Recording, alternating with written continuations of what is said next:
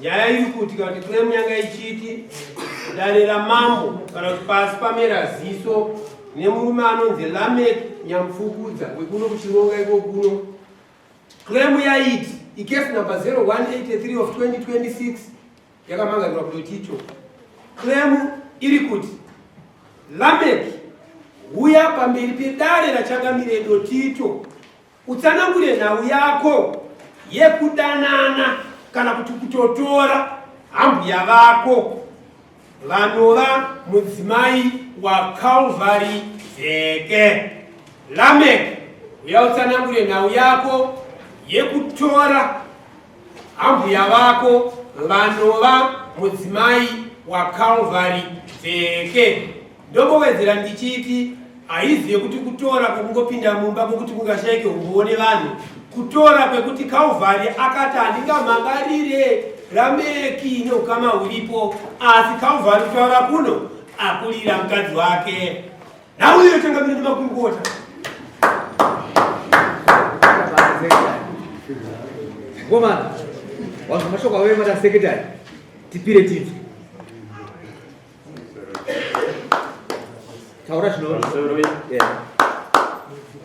ya kuerenga wetu asina secretary ndakunzi nyaya ino kutanga kupinda mzee zangu msukire muzungenda suba na secretary nina hapana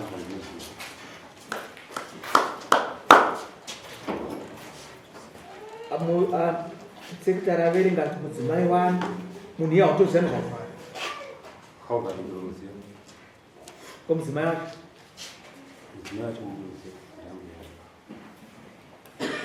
komashoko to vanozvawani awaziri watakawanzwa nasi ndakawanzwa nasi muswanda sunga muswanda tanga kuita mashoko mudzimai wa Calvary pamba pa Calvary unotokaziva here mumushamana ake zvava mudzimai wake ariko kumba kwake akumba kwa Calvary kwacho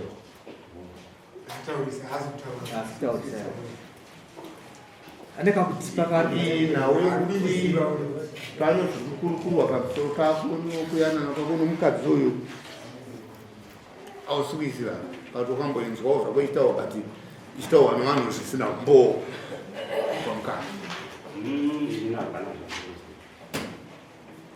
kana kuti yapinda munzeve dzako hauna munzeve dzangu ndokandataura kuti yakapinda musi wauya wandafonewa nomupurisa wamama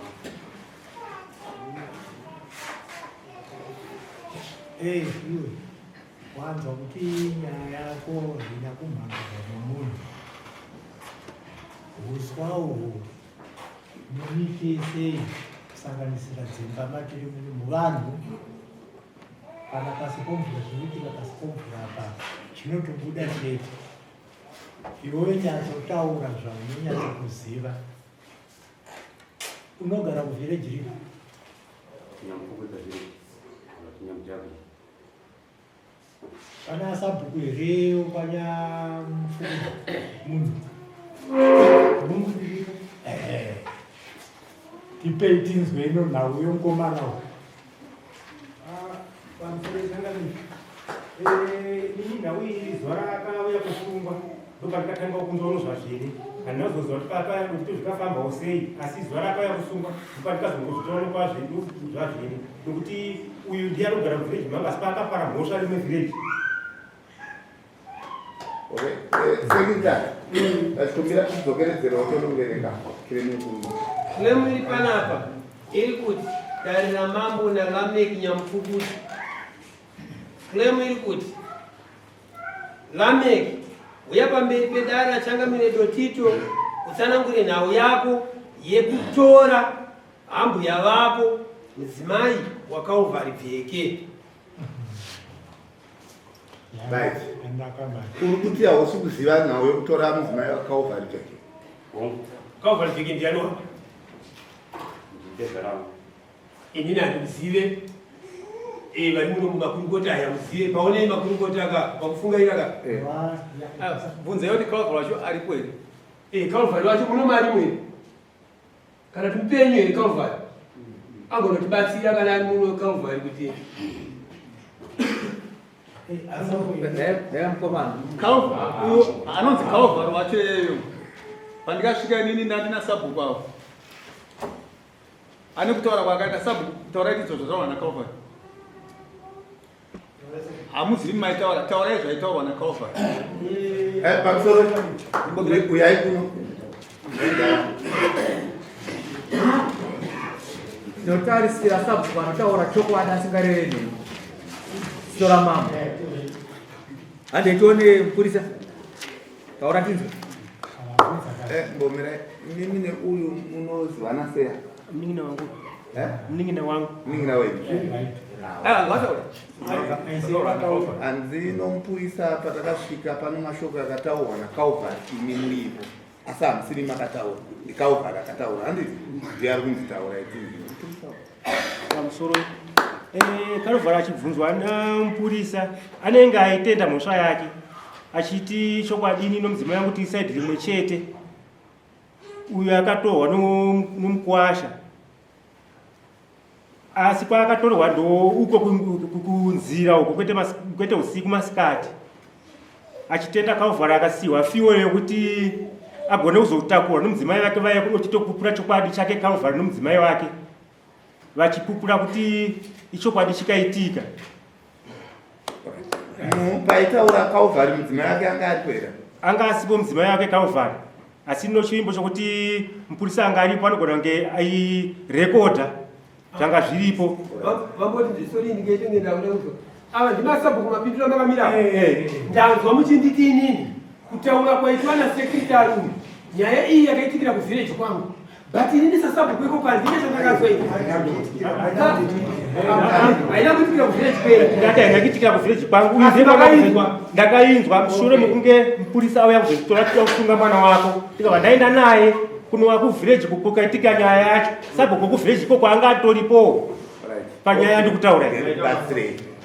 Dei ndiri sabhuku semi.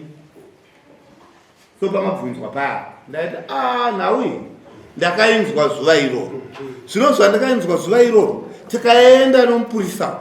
Tasvika pana Calvary. Asi Calvary aitaura zvairoverera uyu kuti ichokwadi mudzimai wangu akatorwa nouyu masikati machena.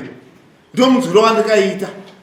Kuti ndiono achitohaiwa asi zvokutaura ndakazvinzwa muridzi womukadzi achidi achitaura. Zvinomata first time ndakazoinzwawo zuva iro ndisingazive kuti kudotiro ukoko yakazofamba sei. Avoti engeditaure ndandina tazobvunza kuti muri chino chiyamba mabrothers kamukoma nomunin'ina What papo apa vangaende kotsitsirira wine matombo wanzwa here shamai?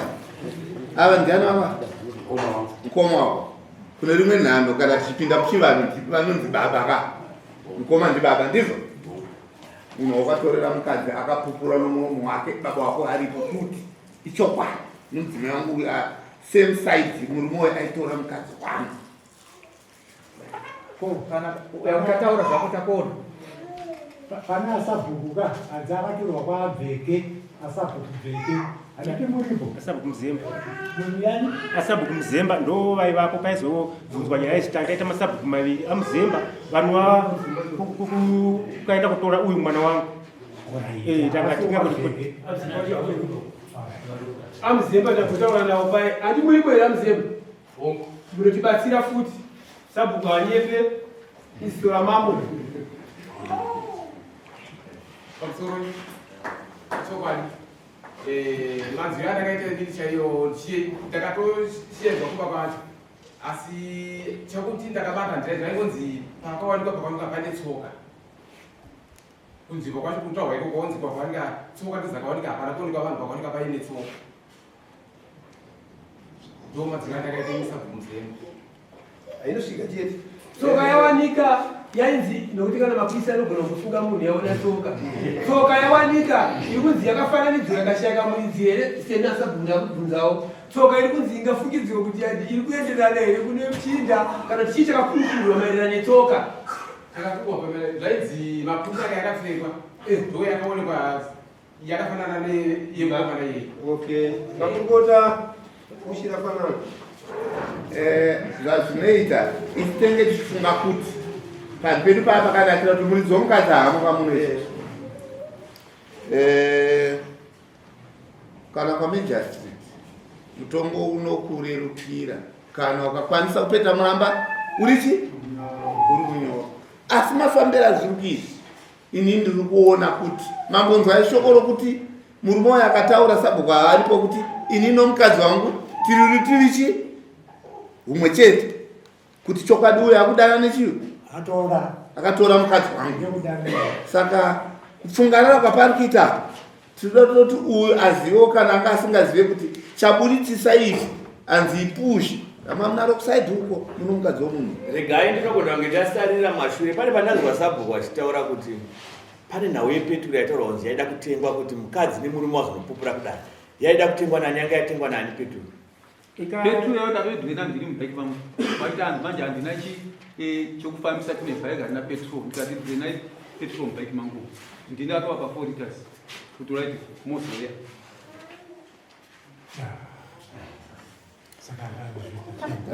Regai murume wacho tobva atoti taona tsoka idzodzo inini ndikapera kuzotorwa newakoma wangu kunzi uyaone zvikuitika kugomo. Ndaenda ako ndikaenda kunoona pane mapushi, ndabva panzvimbo iyoyo ndikabva ndaenda kumba kwomurume uyu. Uyu murume uyu akabva waya kumba kwangu akachinya mapushi aya, inini ndobva ndazoenda kumba kwake kune vana vake ndikati iwe tonawo mapushi ababa wako, ndobva ndirakidza mapushi. Ndizvo sabhuku maita basa. Regai tijambise tinodzoka zvakare musi wa11 iwoyo tane umombo uzere, ndine umombo watofanira kuti titsvage ndinoita kuti nyaya iyi inatsofamba zvakanaka, tinatsoikombera zvakanaka. Ijambise isekretari baba munodzoka sabhuku, dzokai zvakare musi wa11 tinenge tiine mipano ati baba dzokai zvakare musi wa11 tobva takombera nawo, tichange tine umombo hwatinge taanawo, tine vamwe vanhu vatikutarisira kuti vanofanenge varipo padare.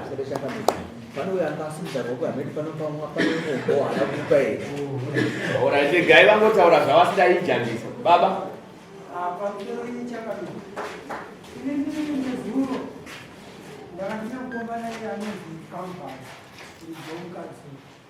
Ndipakutaura nenhau iyoyo ane kutaura kwaakaita ini achezvake straight kwandiri zvachinzi inini ndiri kunzwa kuti ndo zvakaitika kuti murume uyu akatora mukadzi wangu.